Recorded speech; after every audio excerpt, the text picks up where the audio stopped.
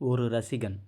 ஒரு விளையாட்டு என்பது அனைவருக்கும் ஒரு பொழுதுபோக்கான ஒரு விஷயம்தான். ஆனால் ஒரு சிலர் என்ன நினைப்பார்கள் தெரியுமா? ஒரு விளையாட்டு தன்னுடைய உயிருக்கும் மேல் உயிராக நினைத்து விளையாடுவார்கள், பார்ப்பார்கள். அந்த அன்பு அவர்களை விட்டு எப்போதும் நீங்காது. அதேபோல்தான் ஒருவர் தன்னுடைய நாட்டின் கால்பந்து அணியின் மீது வைத்திருந்த அளவு கடந்த அன்பின் கதைதான் இது.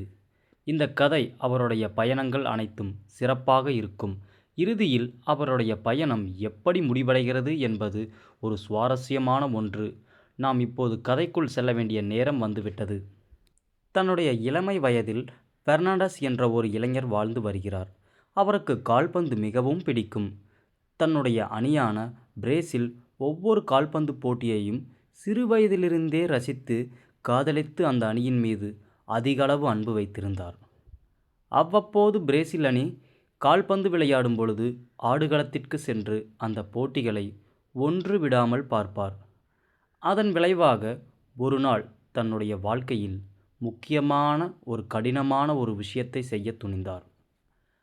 அது தன்னுடைய இளமை வயதில் தன்னுடைய வேலையை விட்டுவிட்டு முழுக்க முழுக்க அந்த பிரேசில் கால்பந்தாட்ட அணியை பின்தொடர்வதில் கவனம் செலுத்தினார். 1990ஆம் ஆண்டு இத்தாலி நாட்டில் நடைபெற்ற உலகக்கோப்பை கால்பந்து போட்டியை காண பெர்னாண்டஸ் சென்றார். அங்கு அவர் செல்லும் பொழுது முக்கியமான ஒரு விஷயத்தை தன் கையில் எடுத்து சென்றார். பொதுவாக உலகக்கோப்பை வெல்லக்கூடிய அணிக்கு தரக்கூடிய உலகக்கோப்பை போன்ற அவர் தயாரித்த ஒரு உலகக்கோப்பையை எடுத்து இத்தாலி நாட்டில் பிரேசில் அணி விளையாடும் போட்டி அந்த கோப்பையுடன் சென்றார். அது மட்டும் இல்லாமல் தனக்கு பிடித்தமான ஒரு தொப்பியை தலையில் போட்டுக்கொண்டு தன் நாட்டின் கால்பந்து அணிக்கு ஆதரவாக சென்றார். அவருடைய அன்பும் பலரையும் வியக்க வைத்தது. பின்னர் 4 வருடங்கள் கழித்து 1994ஆம் ஆண்டு அமெரிக்காவில் நடைபெற்ற உலகக்கோப்பை போட்டியை காண அங்கு பெர்னாண்டஸ் சென்றார். வழக்கம் போல் தன் கையில் வைத்திருந்த தன் கோப்பையை இறுக்கி கட்டி அணைத்து ஒரு குழந்தையைப் போல் அந்த கோப்பையை பார்த்து கொண்டிருந்தார். மைதானத்திற்கு வரும் பொழுது எல்லா நேரமும் அந்த கோப்பையோடு தான் வருவார். அதே தொப்பியை மறக்காமல் போட்டுக்கொண்டு வருவார். அந்த ஆண்டு தன்னுடைய அணி பிரேசில் அணி உலகக்கோப்பையை வென்றது. அந்த நாள் பெர்னாண்டஸ் அளவு கடந்த சந்தோஷத்தில் இருந்தார். பின்னர் 2002 கொரியா மற்றும் ஜப்பான் ஆகிய 2 நாடுகளும் கால்பந்து உலகக்கோப்பை போட்டிகளை நடத்தியது. அப்பொழுதும் வழக்கம் போல் பெர்னாண்டஸ் வந்தார். அந்த ஆண்டும் பிரேசில் அணி கோப்பையை வென்றது. பின்னர் அது அவருக்கு ஒரு ராசியாக கூட அமைந்தது என்றே சொல்லலாம். அடுத்து 4 வருடங்கள் கழித்து 2010ஆம் ஆண்டு தென்னாப்பிரிக்காவில் நடைபெற்ற உலகக்கோப்பை போட்டிக்கு வந்தார்.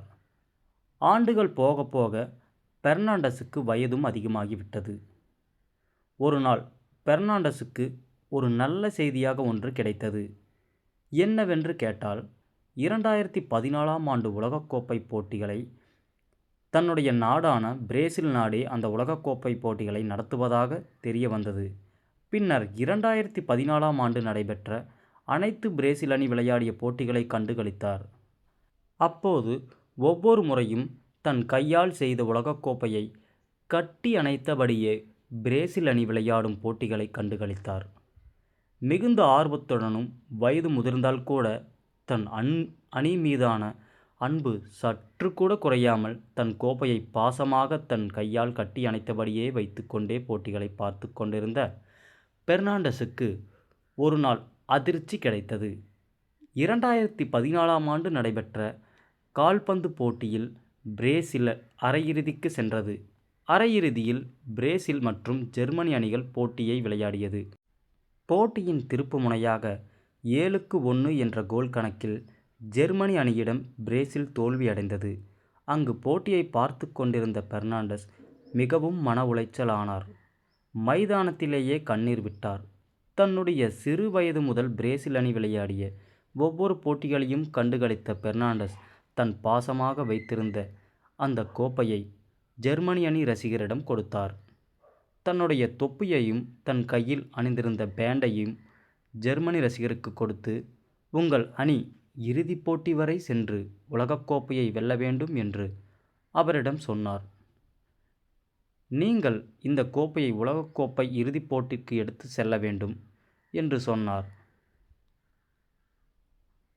பல வருடங்களாக தன் அணியை நேசித்த பெர்னாண்டஸ் கனத்த இதயத்தோடு மைதானத்தை விட்டு சென்றார். அந்த ஆண்டு ஜெர்மனியும் உலகக்கோப்பையை வென்றது. 2015ஆம் ஆண்டு பெர்னாண்டஸ் காலமானார். இது ஒட்டுமொத்த நாட்டிற்குமே ஒரு சோகமான விஷயமாக அமைந்தது. ஒரு தீவிரமான ரசிகரை இழந்துவிட்டோம் என்ற வேதனையும் அந்த பிரேசில் நாட்டினருக்கு இருந்தது. பின்னர் ஒரு நாள் மறக்க முடியாத ஒரு நிகழ்வு நடைபெற்றது. என்னவென்று கேட்டால், 2018ஆம் ஆண்டு ரஷ்யாவில் நடைபெற்ற உலகக்கோப்பை கால்பந்து போட்டியை காண பெர்னாண்டஸுடைய மகன் தன் அப்பாவைப் போலவே தொப்பியையும் உலகக்கோப்பையை போன்ற ஒரு கோப்பையையும் தன் அப்பா கட்டியணைத்தபடியே பிரேசில் அணி விளையாடும் போட்டிகளை பார்த்தார். இது பலரையும் உருக வைத்தது. அடுத்தடுத்து நடைபெறும் உலகக்கோப்பை போட்டிகளுக்கு செல்வதாகவும் சொன்னார். அதேபோன்று 2022ஆம் ஆண்டு நடைபெற்ற உலகக்கோப்பை போட்டியை காண பெர்னாண்டஸுடைய மகன் அங்கும் சென்றார். முடிவுரை: உண்மையான ஒரு மோகம் எப்பொழுதும் அழிவதில்லை. நாம் ஒருவர் மீது அன்பு வைப்போம். அது எப்போதும் நம்மை விட்டு நீங்காது. அது ஆழ்மனதில் பதிந்து எப்போதும் இருக்கும். அதே போன்றுதான் பெர்னாண்டஸ் காலமானாலும் அவர் வைத்திருந்த கால்பந்து மீது வைத்திருந்த காதல் இன்னும் அழியவில்லை. அது இன்னும் சில பிரேசில் நாட்டின் அணி விளையாடும் போட்டிகளின் போது காற்றாக மகிழ்ச்சியோடு அதே போன்று தொப்பியையும் கோப்பையையும் கட்டி அணைத்தபடி பெர்னாண்டஸ் அங்குதான் சுற்றி கொண்டு இருப்பார். இதுதான் காதல். இது ஒரு உண்மை கதை. இதுபோன்று கதைகளை பார்க்கவும் கேட்கவும் நமது தமிழ்ஞானம் சேனலை யூடியூபில் சப்ஸ்கிரைப் செய்யுங்கள். நன்றி, வணக்கம்.